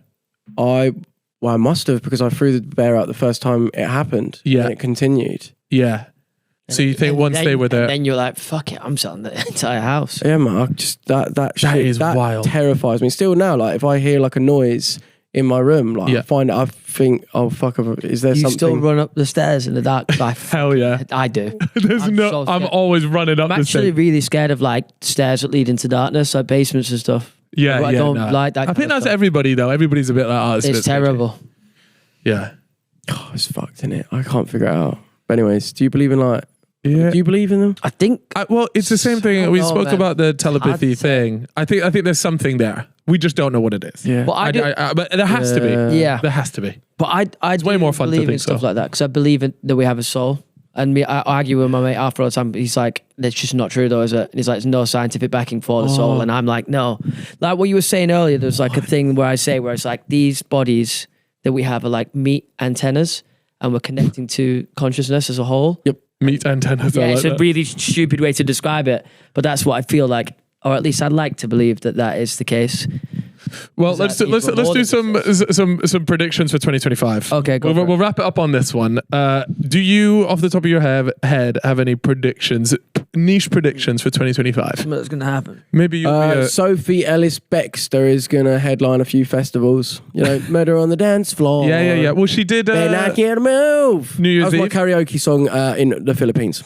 Oh, is that the one you wheeled out? Yeah, Does I everybody reckon- have like a staple Yeah, tune? I reckon she's gonna like off the back of that New Year's Eve performance. Yeah. I feel like I don't know. I just feel like she's gonna headline some festivals. So Okay. there we go. A large fast food company, something like a Greg's, will go under. Wait, why? Oh, does it come out? No, but it's got to Nah, be due to just- a scandal though, because Greg's is going strong, man.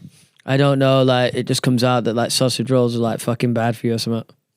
And everyone's Well, sausage rolls are bad for you. No, just like really. What are you? They've been lined with lead or something. I reckon there is genuinely this is almost nailed on. It's not That nice. this is nailed on. That vaping, Okay, Ooh. yeah, it's got bad side effects and people. as gonna die. it's gonna come out that it's gonna be. We're gonna have realized that we really fucked it with vapes. Yeah. Do you guys do that shit? I don't. I'm well. If I'm on a nowhere night near out that. and I'm absolutely hammered, I'll be like, yeah, pass me a vape, fella. Yeah. I can't do it. Like when I'm outside of that and I'm like, nah. Who do you? I don't like doing the famous death ones because I feel like that me, I you're don't like you're speaking it into existence. You know Don't want that anyone former to die, president that man. died the other day? There was a former president that died. Jimmy Carter. Jimmy Carter, that's it. One of the lads in the office does that, what's it called? Deadpool with his mate, where they make the predictions. That's so He was tapped. 1-0 up and his mate had Jimmy Carter, got an Aguero goal. What was? Last day of the year. Oh, Jesus whoa. Christ. Yeah. Also, it's fucking That's mental to write down disgusting. a list of people that are going to die. Some That's of them disgusting. are niche as well. Yeah. Very niche. I would say that Molly May and Central C will start dating. What? Nah. Yeah, Hasn't he already got it's a gonna missus? be like the roguish shout. He's already but- got a missus though, no? Yeah. The, I reckon his I heard- type's different. I reckon he wants more wholesome. Yeah, but he's a I'm not saying PR guy he's though. not wholesome. He's but a like, marketing guy. Yeah, but I don't think for a relationship. I reckon he's got his marketing side, but he's also got he's a real one. I don't know.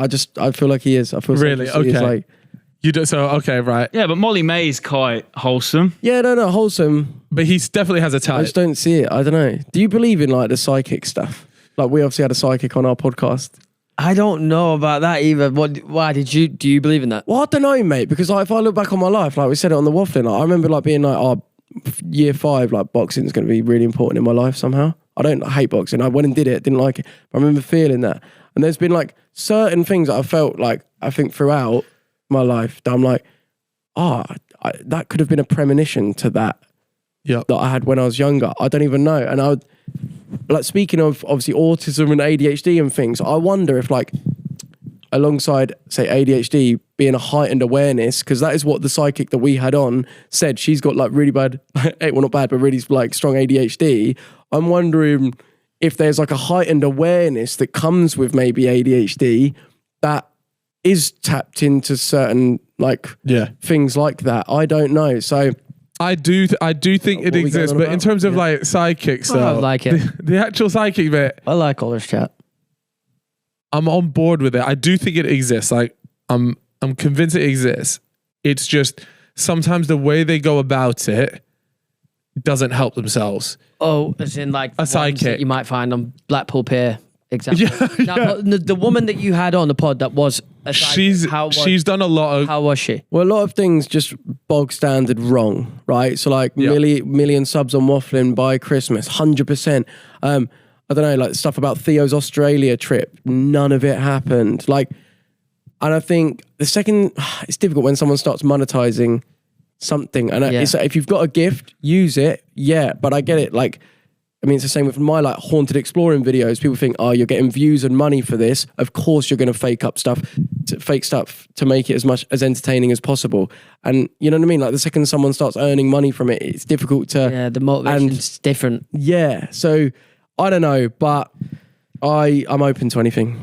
Yeah. At this point, I feel like you are. I really am. You're just. I wanted to do one, but Sabina won't let me do it. I'm not. I said I It's don't. like, I don't want to do one either. She's quite religious. She thinks it's a bad thing.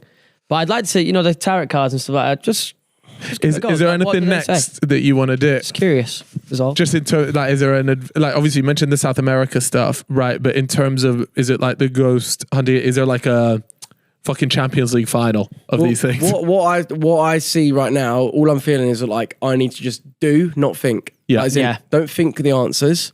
Just get out in the field and film, and it's going to come to you as you go. So it may be that like 10 videos down, boom, I get the big idea. But that big idea wouldn't have come if I didn't make those 10 videos. Yeah. You know what I mean? So yeah, that's it for now. But I won't be surprised if there's something crazy on the horizon. Would like to do a wrestling match.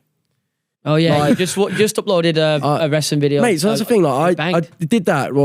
Obviously, views did well. Like 20 mil on Insta, 10 mil on TikTok, and I'm like, people actual WWE people being like, the execution on this is like on point, and I'm like, I've learned that from just watching it, right, doing the moves, and I'm like, with actual training, you'd be.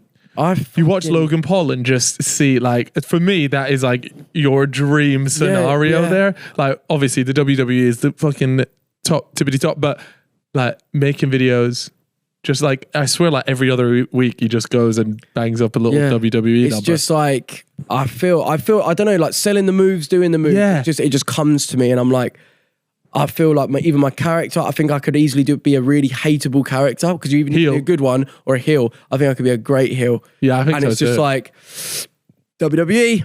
How do you get your foot in the door for something like that?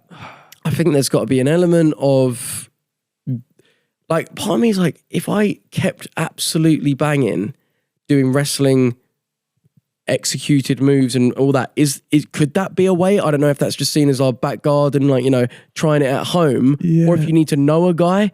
But there, when I was doing it back in the day, getting like 30 million views, like back then, I got invited to WrestleMania by Paul Heyman, who's like a big guy in wrestling. And Triple H told him to get me out of the hotel, because Paul Heyman gave me his room, and like I was going to be doing some videos there, and they were not into the social media stuff at all. They were like, "Get out! It's like insulting." What? And now that's so different. Logan's even said like, some people are obviously like, the wrestlers that work their whole lives to get to that point, and now see this guy just come in because of social media. Like, obviously, there's gonna be some tension. Triple H was super offended, but he was he was just like, that's the YouTube guy, it's the video guy, get him out. Like, so he recognized you from the video though. Yeah, that's kind of that is pretty cool. But yeah, it's changed now. I wonder. Yeah, I just do wonder if I did what I did then, but now, like with the wrestling content, I think that could be a way or even if like I got like, okay, we did a boxing match. What if we did a big wrestling event? Like a YouTuber. JJ would fucking love that, by the way. Imagine mate, that is but it's wrestling. Do you know what I mean? I don't know, like there's the YouTuber Royal Rumble or something like that. But even if I signed up and did like an actual indie wrestling show, and then like worked my way up through like the indie scene, because that's how they actually fucking get to WWE, do the indie circuit. If I actually did that, and off the back of my videos, I've had emails saying we'd like to book you, like for like the UK. Do it and vlog it. Why don't you get that? Just do it and vlog it. It's just a one-time thing, and you're like, oh, maybe this isn't. No, but it's stuff like that. That's what I want to start like getting into now. And by the way, the people that say wrestling's fake, mate, you have no idea. That is brutal. The impact. The storylines are fake. Yeah, it's scripted and planned mostly. Even, like a lot of the matches, they'll just be like, right, we know the winner, but we're going to call it as we go. Yep. But the actual impacts, even just off the rope, mate, it's bruises. It's like, I can't think straight with like when you've done hard sparring boxing, it's that feeling after every training session. It's like, it's not, the impact and stuff is not fake. I mean, when you see the state of these guys' bodies when they get, even like during their career, but particularly towards the end of it, like most of them can't even walk. Yeah. Because they've had that many injuries, their bodies being absolutely brutalized in this They all stuff. take PEDs as well. Yeah, a lot of them are mainly for the physique, for the look of a wrestler. Some of them moves, man, they come in from some height. You know, when you're hitting that camera, off the cage. Floor, like how much does that hurt? It's not a bunch of pillows. Once when it came off the top of the cage is fucking insane to me. I think that's just the biggest concern would be like, if you're doing it on a long-term basis, like you can't do that to your brain and not expect body and not expect to get the receipts for it. And I think that's part of the reason that put me off doing boxing long term, taking that damage to the head, even just doing like one fight. I'm like, that sparring, like how do you know that that's not lasting?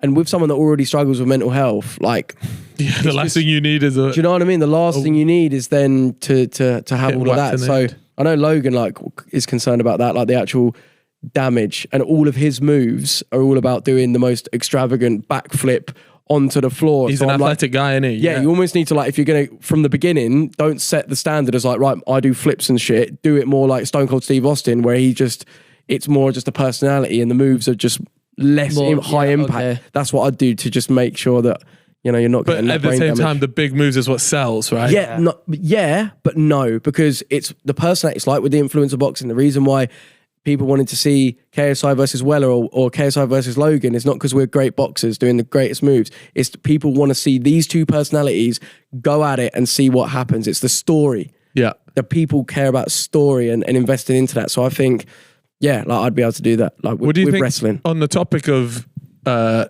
influencer boxing stuff, what do you think? Do you think there is a future in it?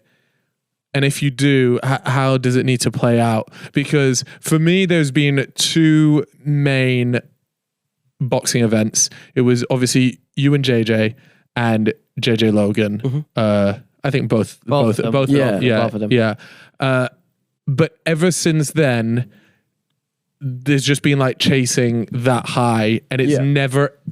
None of the fights since then have equaled either of those two. Yeah. How do you get it back to that? Is it even possible? Or was it because it was so new and fresh, that's why people loved it? So, not just new and fresh, but it was authentic. I feel like me and KSI, there was no element of that was remotely staged, fake, forced. It was like, shit, we actually like fell out and our egos collided in the most entertaining way. So that worked. And then Logan and KSI, again, it's two big egos that want to be the biggest entertainer on the planet. That's actually legit. Yeah. And I think now it's just not that. And I think it relies on people wanting to fight that people actually care about.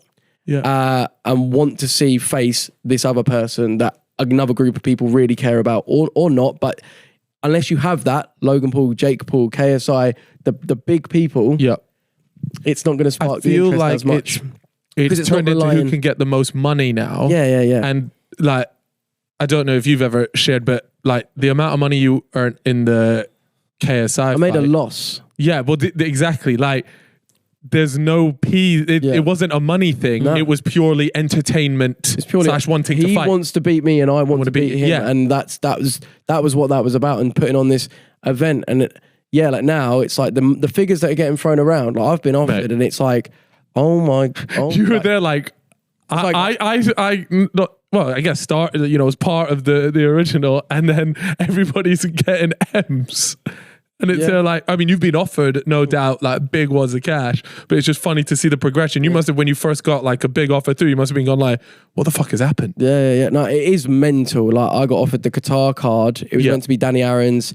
That sort of didn't happen. Danny didn't win his fight. So it was sort of like, he didn't want to do that one. And I was sort of like, obviously Bazinga, that it was going to be that originally as well. That never pulled off. And I was doing all this boxing and like waiting for that. And I'll be real, like the paycheck was probably I wanted to do it. I wanted to get my, show that what I'm capable of. But obviously the paycheck was really attractive as well.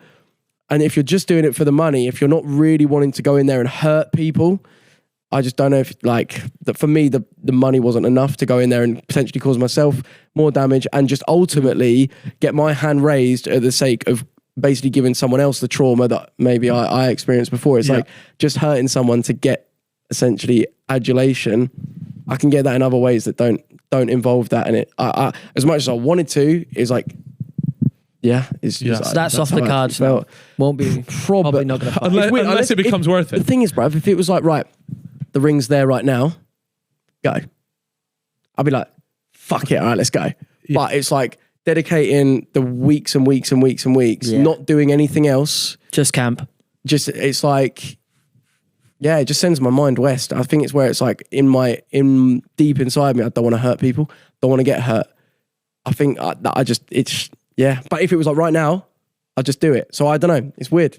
It is a weird one. Yeah, that is if it was right now, let's go. It's a big sacrifice, to be fair, to do. It's like a lot of months be a out mental. of your life. That has to be like definitely like a mental thing. Like more than happy to jump in it, but not all. It's like the mental torture leading up to the fight. Yeah, it's weird. Or not just it's not about the fight. It's week in, week out, day in, day out. Yeah. Sparring, you're fighting people. You're around like just the hurt game, and it's like it's all good doing it. If you can detach from that, brilliant. But like I feel stuff. I don't know. It's like, for me, that's just not my idea of, I don't know, like I know it's not meant to be pleasant, it's meant to be a hard thing, but it's just, I don't know, it just feels like deep within, it's just not who I am. Yeah.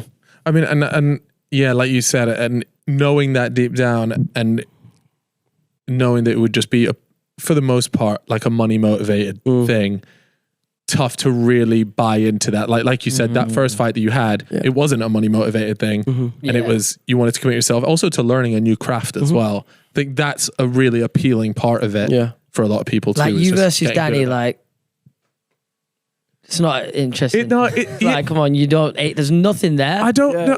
Like, like I'll watch it and I'll be like, cool. Let's see if Joe's got better. Like, how's he handle it this time? The storyline isn't there though. No, storyline. That's the funny thing is, like, I can box. Yeah, like, I can do it really well. Like, I punch really, really hard. Like, it's, you know, it's all there. It's just like you say, like, I don't really want to get in there and work to knock Danny Aaron's out, who's got a kid on the way.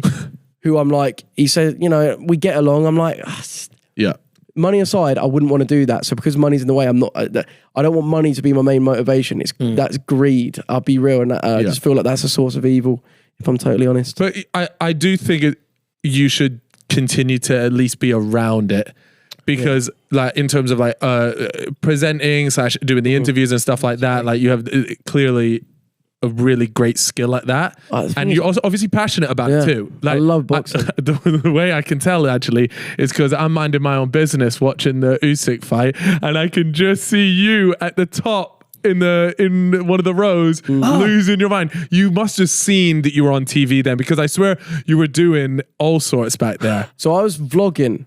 So maybe at some point when I was filming, that would have been it. And I started like, but I could see it, and I was just there like, it's actually really distracting. Like I'm watching the fight, but I'm watching a Weller vlog as well. No. Oh, it was mental. Like at one point, see this, you know what I'm saying about the psychic ability? Yeah, I don't know, but like I looked at the camera at one point. I just knew my mum was looking at me at that point. She hadn't switched on, and she just switched it on. And she was, and I waved. At the right time. Yeah, and just that point. So that wasn't for me. Back. That was for your mum. Oh, fuck. What? No, it was early on. It wasn't the main fight, but it was early on. And and it was just like, I don't know, mate. I don't know.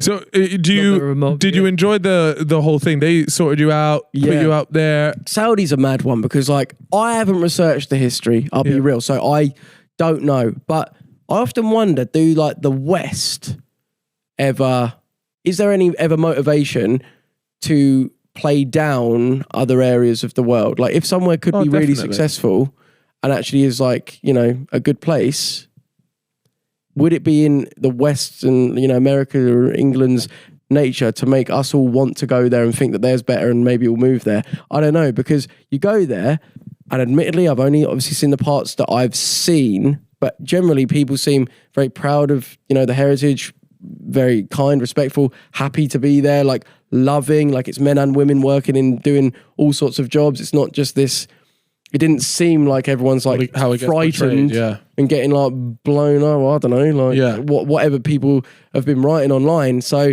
I don't know, but I haven't done my research and I haven't seen everywhere. So what I've experienced was the experience of those fights like quite, because they build it up, like the amount of celebrities and everything there is nuts. I will say the atmosphere, obviously people are cheering, but it's nothing like Wembley. England. Like, you know what I mean? Like, and what's difficult is that the fans are crazy in Saudi. Absolutely mental. Yeah. But at the boxing, it was just pretty subdued other than the further away seats. But what's funny is the further away seats, £10. £10. £10 to go to that event. Boxing's only recently just started going over there. Yeah, I reckon they want to fill out those areas. Yeah. But then like ringside is like 20 grand. Yeah, so it's probably because it's quite elitist ringside though. Yeah, but like people. Yeah, it's gonna be like. Yeah, no, I do get that, but still, I mean, in like the O2 when England's when the boxing's on, it's crazy everywhere. So I'm like, no, but that's what I'm saying though. The sport of boxing has been in England for so long.